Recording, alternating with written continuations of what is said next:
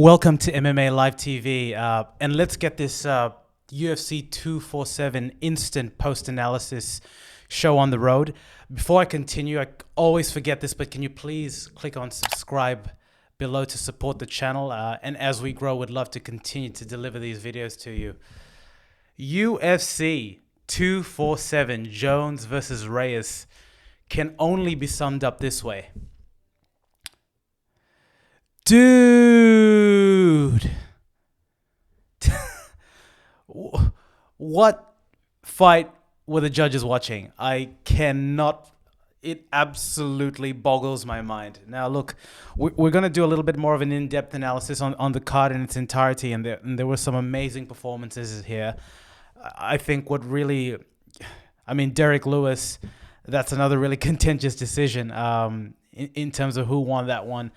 But I think, Shevchenko really garnered my respect. And obviously, she's been a mainstay in the UFC from the women's division for a while now. But really to see all of what she could display there against Caitlin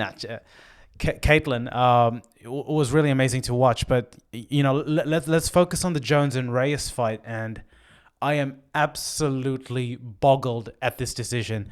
If you recall my preview of the fight, there were a couple of ways that this could have gone if Reyes won it.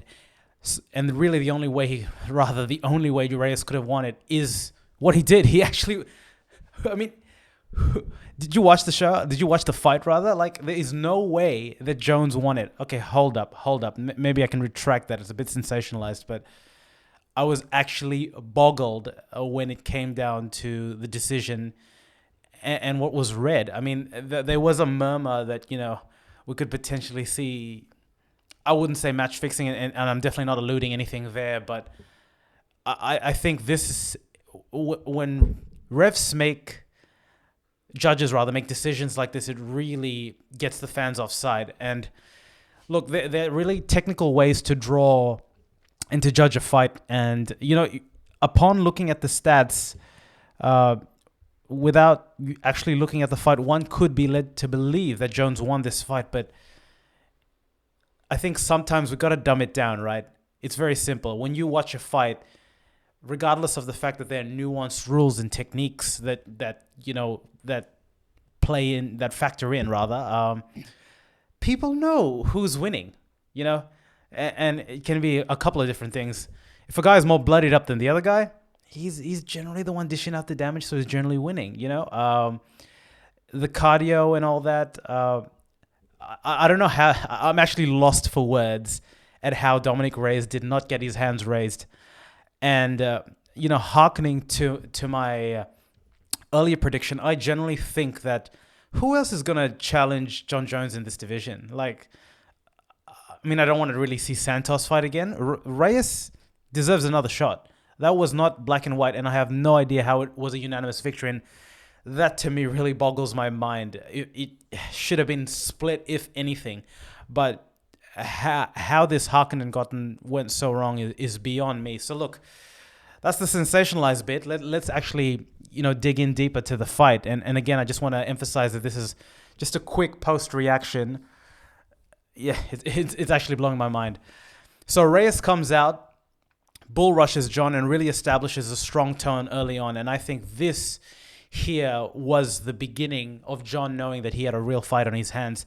And I think in a lot of fights, the initial terms of engagement really set the tone of what the fight looks like. Obviously, that makes sense as a concept, but rarely is it done. Jones really likes controlling tempo, and I felt that his tempo was initiated, at least in the first 3 rounds, by Reyes. Reyes came in swinging, and he engaged often and early, and he landed. Did he land as cleanly as his other shots? No, of course not, because if he did, Jones might have been on the floor.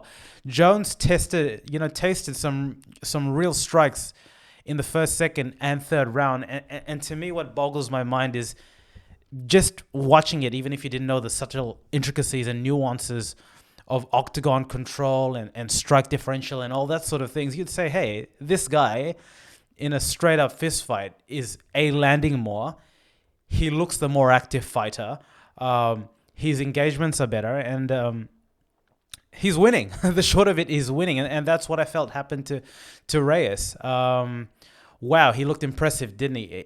For a guy that's only been fighting for as short a period of time as he has, he did not look a step out of place, and really looked the more fluid striker than John, which John is as of now the greatest of all time. I don't think that can be debated. To be quite frankly honest, he has never lost a fight, and the individuals that he's gone through again, Shogun, Rashad Evans, Rampage Jackson, Lyoto Machida, legends of the sport, right? Like Gustafsson, not necessarily a legend, but a good fighter. Like, he has gone through the who's who in the light heavyweight division. So there's no doubt that his legacy in that particular regard is cemented. But wow, for a fighter as young to the sport that as Dominick Reyes is, he did not look a step out of place. He was slipping and ripping. He was absolutely giving it to John. And there could be a couple of things happening here. One, we saw this slow down. We really saw this slow down in the... when he came back and fought Ovince St. Preux, that was a tune-up fight for him, and he obviously didn't look too good there. The Gustafsson fight, and the Cormier fight, he looked fantastic. It really was from Santos that he really hasn't looked, and prior to that as well, he really hasn't looked as flashy and as dominant as he has in his prior wins. And really, what John is a computer, right? He analyzes he digests rather the outputs that are coming to him. What strikes that are throwing and he judges distance very well, and he plays at that really safe zone that his amazing reach gives him. But really, the first tone of engagement by Reyes, which was that bull rush and engaging him in the pocket, really set the tone of that fight. And I was really surprised to see that once John engaged in that level, he found it very difficult to disengage and fight his fight at his pace.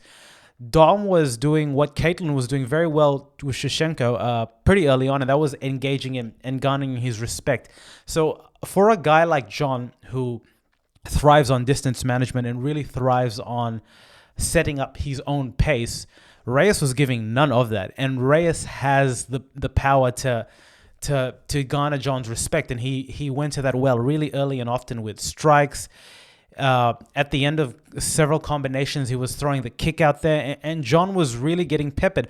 Granted, none of these shots ever really, hurt John dramatically. Obviously, we saw the punch down to the chest where John went down, and in real time, that looked like a significant punch.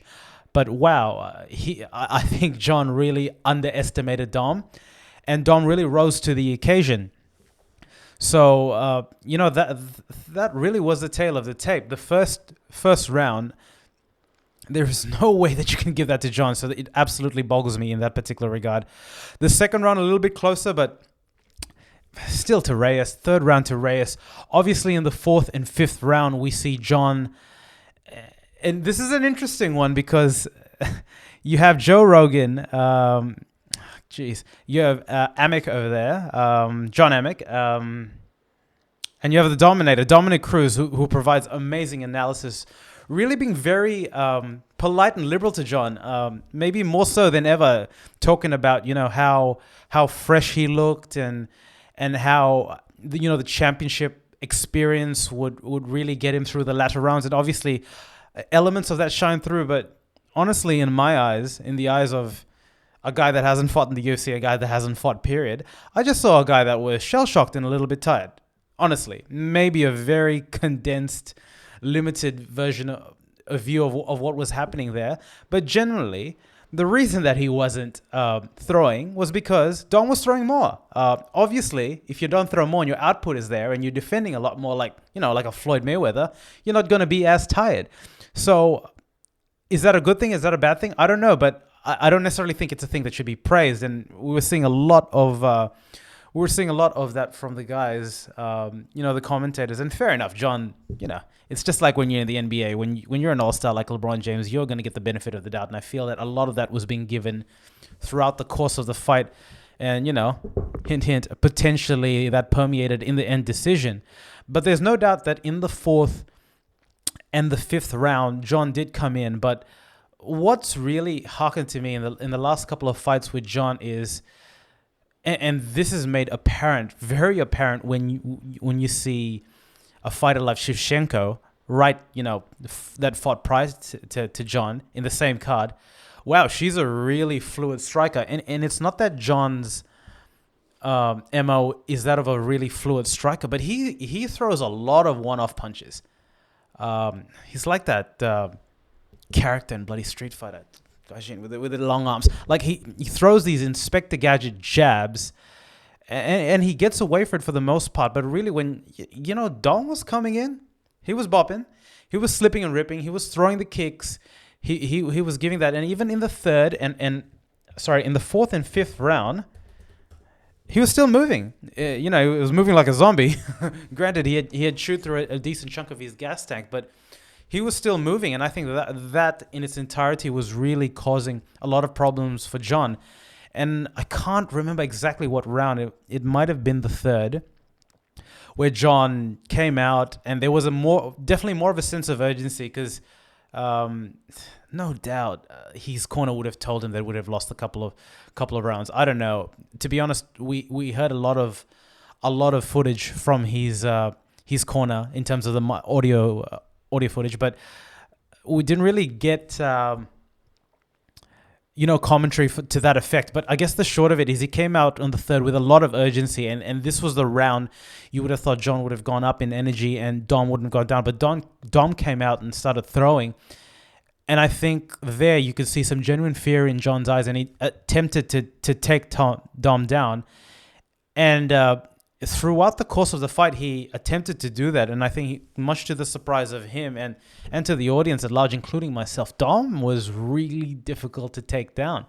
So look, both natural light heavyweights, but you can easily see that Dom just feels like that much more of a stronger guy for some reason, because John Jones, who is an established wrestler, has wrestling credentials rather, really struggled to take him down and keep him down. Like he got the takedowns, and obviously that counted and probably had a decent bearing in terms of the overall result. But man, Dom got up, and I think that was very surprising both to the public and to John Jones, and really,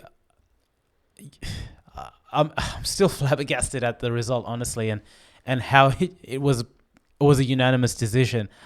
I think we're definitely, I wouldn't necessarily say starting to see holes in John Jones' game, because it's not necessarily that it is his holes, but it's that these newer breed of fighters and Dom here are really skilled at certain sort of elements, and if you were to like call it a video game, and when you have like attributes there like striking, defense, wrestling, if you were to look at it like a graph there, Dom's natural reaction in the striking is much more natural than John. Like there's no doubt he throws combinations. John throws those isolated punches, those isolated strikes, and granted they are terrifying when they hit and connect, and the fact that we haven't seen any creativity in terms of elbows and stuff says something. But I think this was a fight, if you were to encapsulate it, in which John Jones's rhythm was disrupted pretty early.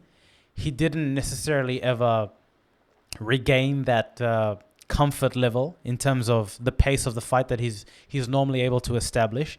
And once he wasn't able to see a dramatic downtick in the cardio of Dom Reyes, and I think that there were questions there, and Dom answered it as well as he could. He fought 25 minutes, and in my mind, he won.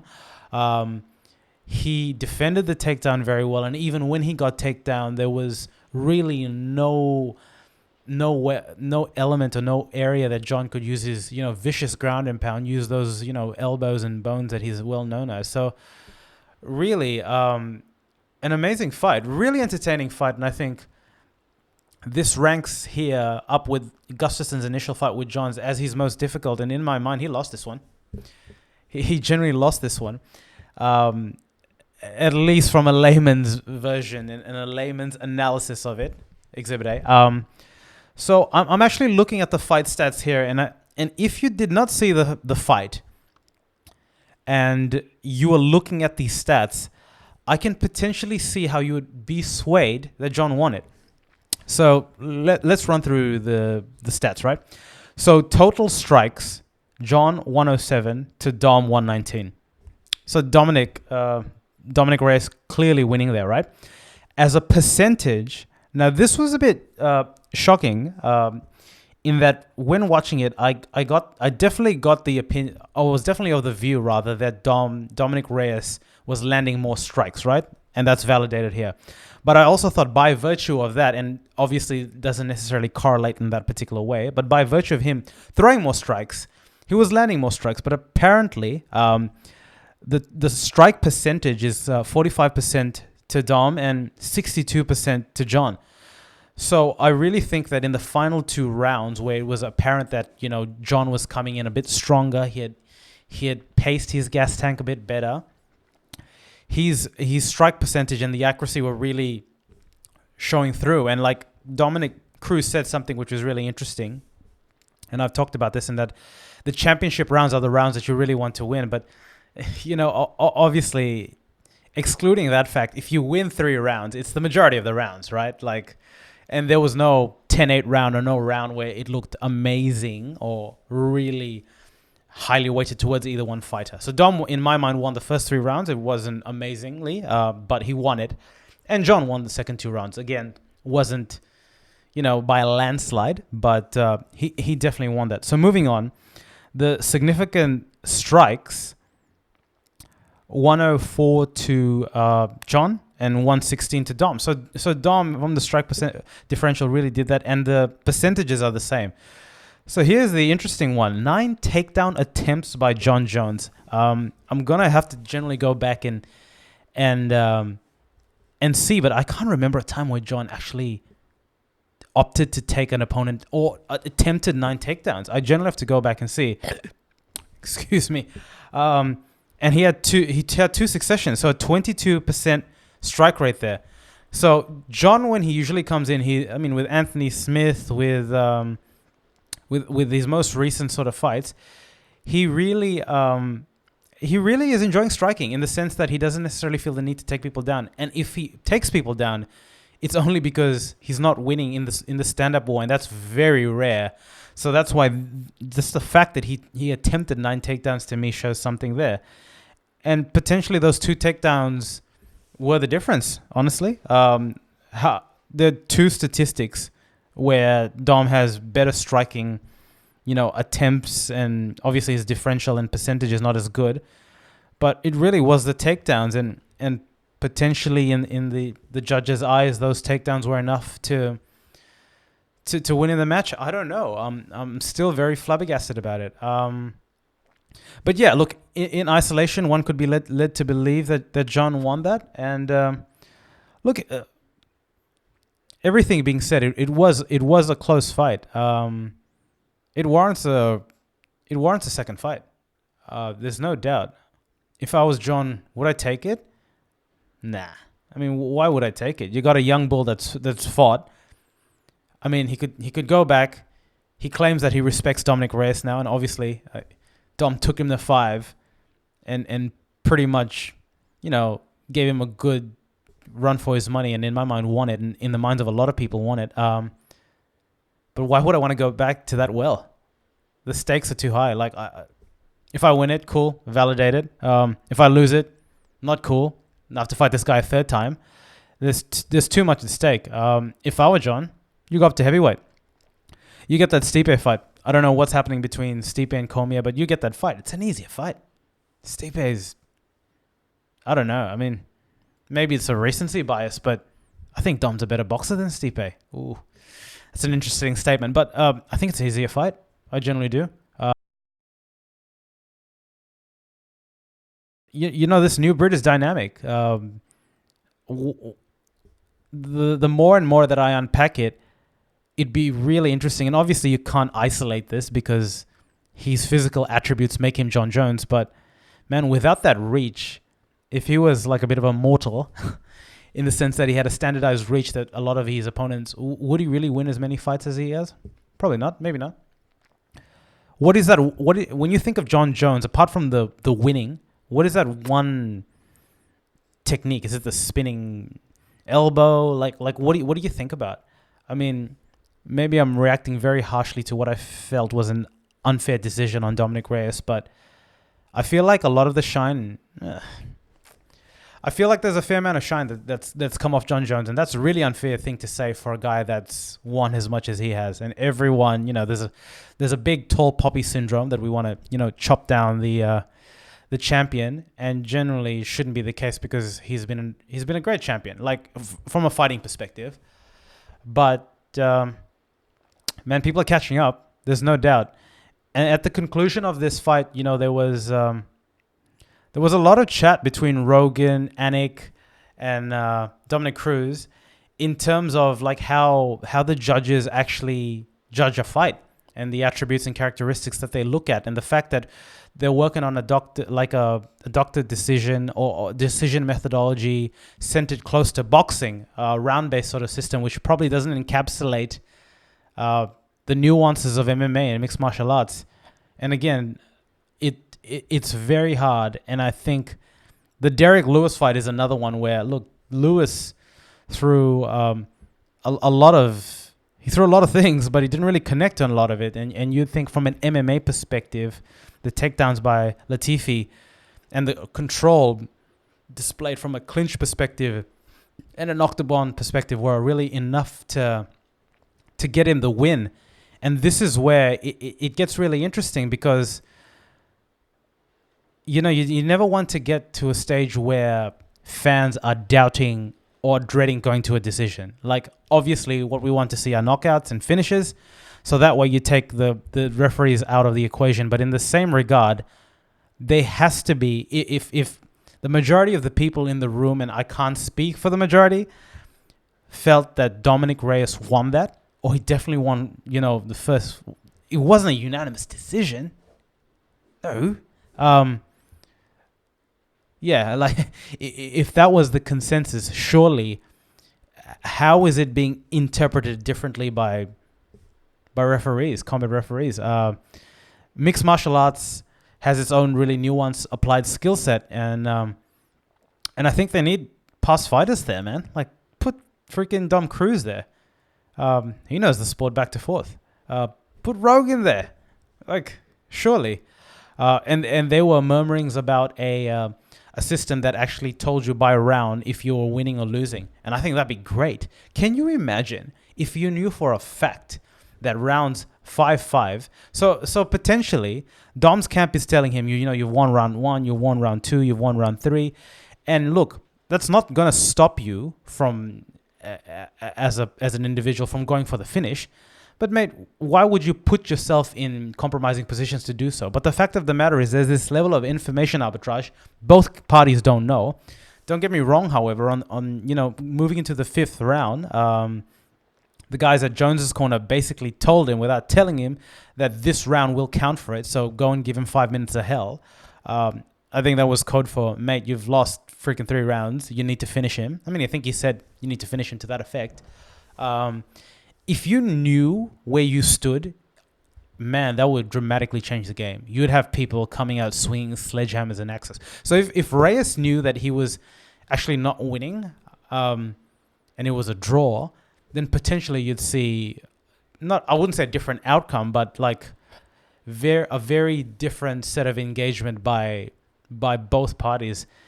And I think there's something that needs to be done because you can't have massive fights like this, concluding the way that they concluded because, I'm not too sure. I think there was a couple of boos there. John fought a good fight. Dom fought a good fight. And, I think the public as well deserve a good decision. So, look, that's my rant. That's my little post-fight analysis. And we'll come in a little bit deeper. I haven't heard any of the interviews from both, John Jones and Dominick Reyes. It'll be really interesting. I think the narratives moving forward are as follows. What's next for John? A fight versus Dom just makes sense. Let's give him another 4 months. Let's load it in another card. What's to come out of this in terms of a rules perspective for mixed martial arts? Can we finally get some proper referees in there? Not referees, sorry, judges in there. Can we get some past fighters in there? And more importantly, yeah, it was a great card. For a card that I actually said it was weak, I think, you know, in the full analysis, we got to talk about Shevchenko, because in my mind, I think in mixed martial arts, MMA as a whole, I can't even think of a striker in the men's division across all of it as fluid as Shevchenko. Like, her combinations are so tight. Like, they're so good. It's like watching a freaking robot that's programmed to strike. It's amazing. It's an amazing thing to watch, and these girls really do deserve all the respect bestowed upon them. So look, guys, that's the end of it. We'll come to you with a full UFC 247 card analysis and not a fight analysis. But please leave some comments below. Who do you think won? Do you agree with me? Do you think that this guy has no idea what he's talking about? Look, the debate rages. Thanks for listening.